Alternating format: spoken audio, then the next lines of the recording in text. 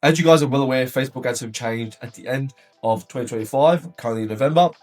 So I want to show you guys basically what Facebook ads are going to be looking like in 2026 for your clinic. Okay, it's going to be very going through all this information, but I guarantee it, you guys are going to learn a lot of new things about Facebook ads. Okay, so let's get straight into it. First of all, quick overview. So this playbook pretty much is going to provide an in-depth, actionable guide to navigate Meta's post-Andromeda advertising environment. It's built specifically for aesthetic clinics looking to scale using compliant, creative-first Meta strategies. So what you'll learn is what Meta's new Andromeda system is and how it works, how to structure campaigns in 2026 for consistent growth, the modern creative testing protocol that drives profit for your clinic, and how to use messaging and AI to find pocket audiences. If you don't know what pocket audiences is, we'll get to that later in this video, okay? So first of all, if you guys are already running ads and they're not performing like they used to, it's not your fault. So if you're seeing rising cost per clicks, CPMs, less leads, basically the reason is that Meta has completely changed the way Facebook ads work with their new Andromeda system. And if you don't understand how it works, you will waste thousands on ads that never convert. So in this video, we'll be breaking down how Meta's algorithm now decides who sees your ads, why targeting no longer matters, which is very, very important, and how to build a creative system that scales in 2026 for your clinic. Okay, so first of all is the Andromeda era. So key idea is that like now targeting is gone. There's no such thing as targeting anymore. The algorithm now decides who sees your ads, and Andromeda completely re-engineered Facebook's ads delivery engine. So it no longer relies on your selected audience. It now uses your creative, which is your ad, to determine who to show your ads to. Okay, so what this does is that every word, image, and hook acts as a signal, and Meta's AI matches those signals to micro audiences most likely to respond. So if you say, for example, attention hardworking Aussies, or that's not an example, but like, for example, attention busy mums who are tired of not taking care of their skin, that word will be analyzed by Andromeda and they'll send it to those micro audiences that you've said. Okay, so what this means for advertisers is that means that your creative is now all the targeting. So the algorithm now matches micro hooks in your ad copy to pocket audiences, which we'll get to in a second, small groups of people likely to convert. However, these audiences burn out fast. If you don't refresh your creatives regularly, your performance will drop. And that's probably why you guys are experiencing the fatigue in your ads. Manual targeting looks like audiences and interest in our suggestions, not guarantees. Okay, so basically what happens now is that every word is a filter. So message sensitivity.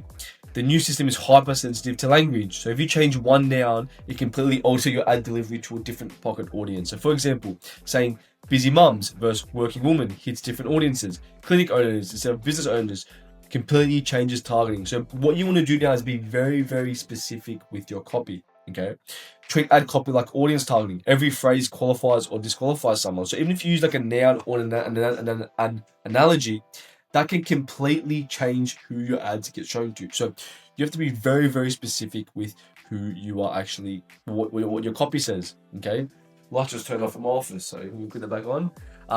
But yeah, just being very, very specific with who you guys are speaking to in your copy. So attention, for example, if you're in Sydney, attention Sydney. Sydney women who want younger looking skin, we'll show to those people. Okay, now the pocket audience analogy, which I was referencing before. So how you want to imagine this is that there's a campaign. Your campaign is like drilling for oil. Each creative and each ad taps into a small pocket of people who are ready to buy.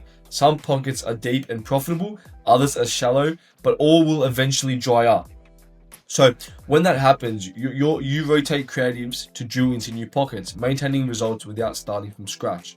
Okay, so each pocket is like a mini audience. So your ads are meant to go into drill into this pocket, drill into this pocket, drill into this pocket. Which one's got the most oil?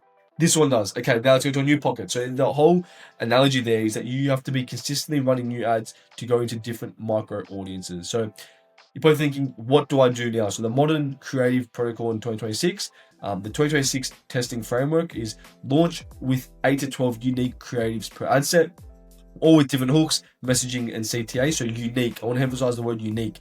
It's no longer testing a hook and that's it. You need to be testing. They want more diversity in their ads. So testing unique creatives.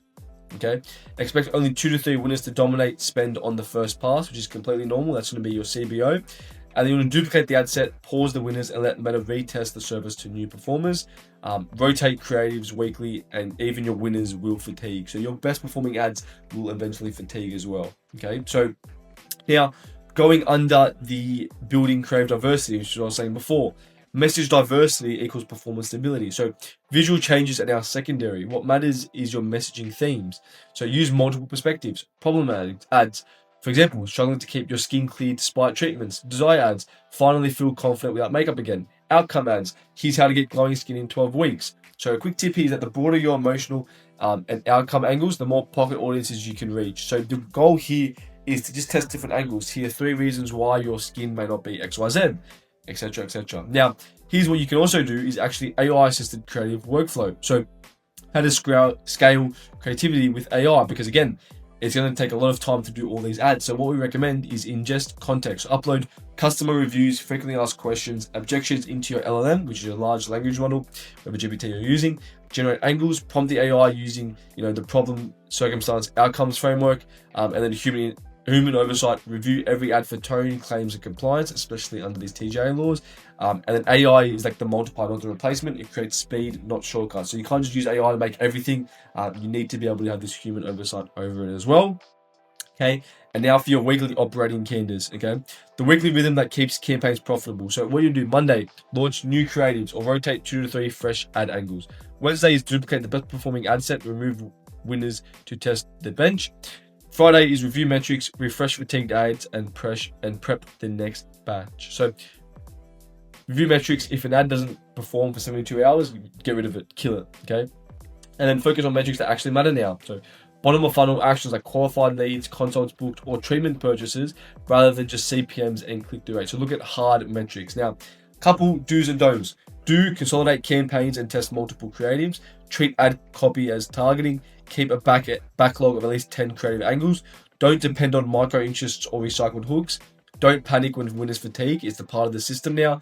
And don't use identical ads with minor word swaps. Meta now flags that as spammy. Okay. Now, here is a quick order checklist you guys can do before running your ads. Okay. Ask yourself, are you running broad audiences with proper exclusions, no retargeting overlap? Do you have at least 8 to 12 unique creatives live? Are you retesting weekly to prevent fatigue? Is your CRM feeding back in events like consult booked or payments taken back into Meta? Are all claims reviewed under the TJ compliance? And is your creative backlog at least 2 weeks ahead? Which means do you have 2 weeks ahead of copy and ads ready to go? Okay. Now the final takeaway I want you guys to take away from this is messaging equals your targeting. Creative equals the scale. So Meta has become a broad targeting platform. Your job as an advertiser is to consistently feed it diverse, high quality creative angles and let the algorithm do the rest. So the algorithms now wants to take over most of your targeting. It's performed better than humans at targeting. So they're now saying like, let our algorithm take care of it. Okay. And so basically success in 2026 will come down to one thing: creative consistency. So you guys need to always be focusing on ads. And I've been saying this for months now. Your ads are the most important part of increasing your business's revenue or your clinic's revenue. Creatives. You guys need to be doing 8 to 12 unique creatives a week. Okay, which means that like it's obviously going to put more emphasis on you guys, but like that means that the best advertisers are the ones that are going to be running new ads consistently and unique ads consistently. Okay, so that's it for this video, guys. I hope this video helped with your clinic. Any questions, let me know in the comments, and I'll see you guys in the next video.